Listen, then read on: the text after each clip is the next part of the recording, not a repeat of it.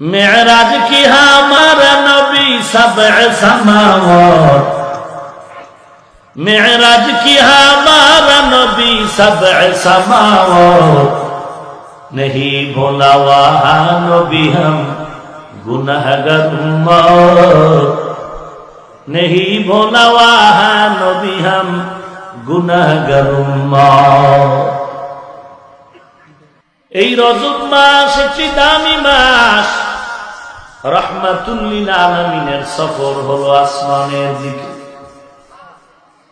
আল্লাহ বলেন আমি আমার নবীকে বাইতুল্লাহ থেকে বাইতুল মাকদিস নিয়ে গেলাম, ওখান থেকে আমি আসমানের দিকে নিয়ে গেলাম। সফর শুরু হলো বাইতুল্লাহ থেকে বাইতুল মাকদিস পর্যন্ত।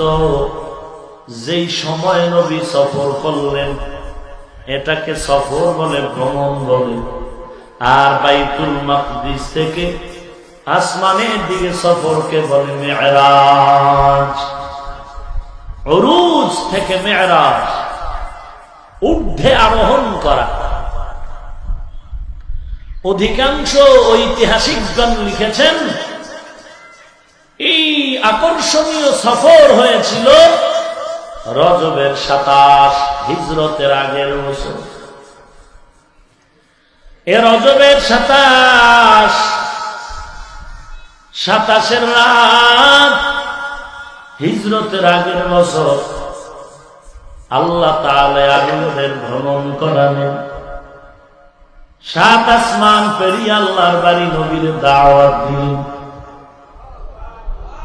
কেন হলো? নবীজির মর্যাদা বৃদ্ধি করার জন্য এই সফর। এরে নবীর উম্মতির দল, রাহমাতুল লিল আলামিন, আল্লাহর মেহমান হয়ে যাবেন। আল্লাহ নিজে হলেন মেজবান। আল্লাহ মেজবান হয়ে নবীর দাওয়াত দিলেন। জিবরাইল আমিনের বললেন যাও আমার নবীর দাওয়াত দিয়া নিয়ে আসো।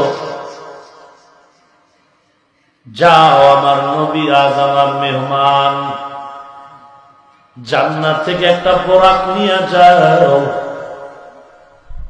বাইতুল্লাহর কিনারায় নবী আছেন এখনো, তন্দ্রাচ্ছন্ন গিয়া ডাক দাও। এই মেরাজ হলো দিনের বেলা নাকি রাতের বেলা? কয়দিন? মাত্র 2 মিনিট। রাসূলের মেরাজ হয়েছে রাতের বেলা। সময় কত? বলে রাতের অংশ থেকে একটু সময়। বলে কত সময়? বলে 2 মিনিট। মেরাজ হয়েছে দিনে না রাতে? ভালো করে বুঝো, মেরাজ দিনের বেলা না হয়ে রাতের বেলা কেন হলো? আকর্ষণীয় সফর তো দিনে ভালো, রাতে ভালো না। আমরা ঢাকার থেকে কক্সবাজার যাই, আপনারাও বেশি যান, আস্তে কথা বেশি যান। আমরা যাই নামাজ সময় মতো আদায় করি, গুনার দিকে যাই না। তোমরা আজান শুনিয়া আড্ডায় বিবর নামাজ পড়ো না। কক্সবাজার সমুদ্র সৈকতে ঘুরে ওই আর একটু দূরে গিয়া দেখে সেন্ট মার্টিন।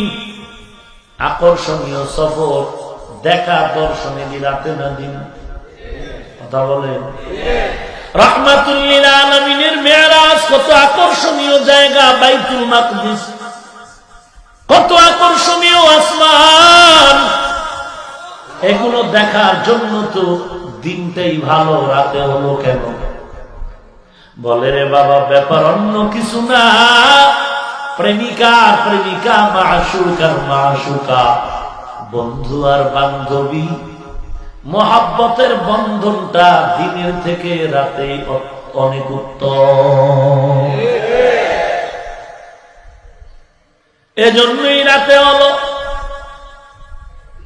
কেমন এক মেরাজ। বাইতুল্লাহ থেকে ডাইরেক্ট গেলে হয়, বাইতুল মাকদিস 1 মাসের পথ, ওখানে যাওয়ার কি দরকার? প্রশ্ন করলে তো করা যায়, না করলে তো কিছুই না। প্রত্যেকটা কাজ ফি'লুল হাকিম লা ইয়াখলু আনিল হিকমা। জ্ঞানীর কথা জ্ঞান থেকে খালি না, হাকিমের কথা হিকমত থেকে খালি না। আল্লাহ বাইতুল মাকদিসে অনেক কাজ ঘটাইলেন যেটা অন্য জায়গায়